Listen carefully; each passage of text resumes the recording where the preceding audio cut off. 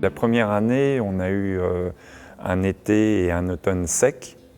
Donc qui dit été et automne sec, surtout chez nous en Normandie, très peu de repousses, peu d'évolution de la flore en plein été.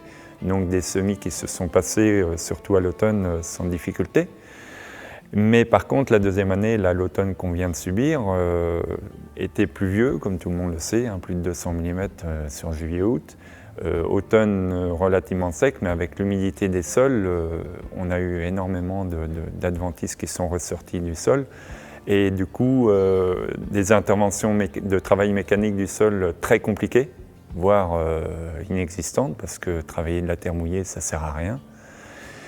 Ce qui prouve bien que sur 2 années, il faut faire la moyenne, quoi. C'est plus un diagnostic qu'il faut établir avec l'exploitant. Ce diagnostic, il aura tout son intérêt dans des exploitations de polyculture élevage où le labour est encore effectivement très utilisé. Il sera différent pour d'autres modèles où le labour a été supprimé. Il sera encore plus différent pour celles et ceux qui pratiquent l'agriculture de conservation. Il y a plus un diagnostic au préalable à tirer avec l'agriculteur en fonction de telle ou telle situation. Je crois que 2 années étaient vraiment nécessaires pour tirer vraiment des conclusions. Et puis, je pense que ça amènera les agriculteurs à réfléchir, à être opportunistes en fonction de l'année. Selon l'année et les conditions climatiques, on pourra peut-être le supprimer. Il y a des années où, effectivement, il faudra revoir sa copie. Et puis, en tous les cas, chacun aura plutôt gagné ce pari qui est une réduction, en tous les cas, de l'utilisation de ce produit. Et ici, on a effectivement une approche système qui est intéressante parce qu'elle va jusqu'à une certification HVE. Elle va aussi sur une notion de projet, puisque à partir du moment où l'agriculteur a choisi de s'orienter sur de nouvelles pratiques, eh bien, il peut la communiquer et puis il peut valoriser ses produits avec ça.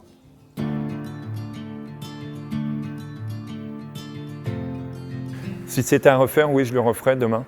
On s'est rendu compte que dans certains cas, certaines parcelles, on intervenait un peu à l'aveuglette, c'est-à-dire on voulait préparer des parcelles pour les semer quelques jours, voire semaines plus tard. Et au final, on passait du glyphosate alors qu'il n'y avait peut-être pas nécessité, quoi. Voilà. On peut éviter certains passages dans certains cas et pour certaines cultures. Voilà. L'utilisation sera moins systématique.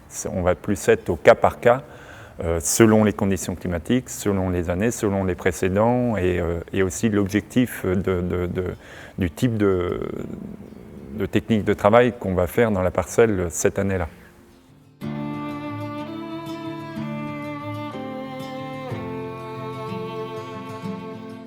Au-delà de l'utilisation pure et simple du produit, on est plus aujourd'hui dans une approche système, où cette approche système, elle va forcément dériver sur une diminution de ses IFT, celle du glyphosate, mais sur d'autres produits en majorité, sur une modification de son assolement, parce qu'on va rallonger la rotation et on va avoir moins de problématiques de désherbage, du coup moins d'utilisation du glyphosate, et puis de recherche de cultures nouvelles, de cultures notamment en recherche de protéines.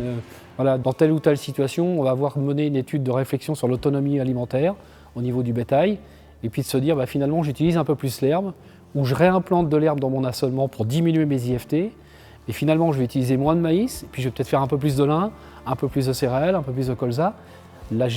Tout l'ensemble économique de la structure tient la route, mais finalement on a répondu à des attentes sociétales et répondu à des logiques de réduction, notamment par rapport au glyphosate.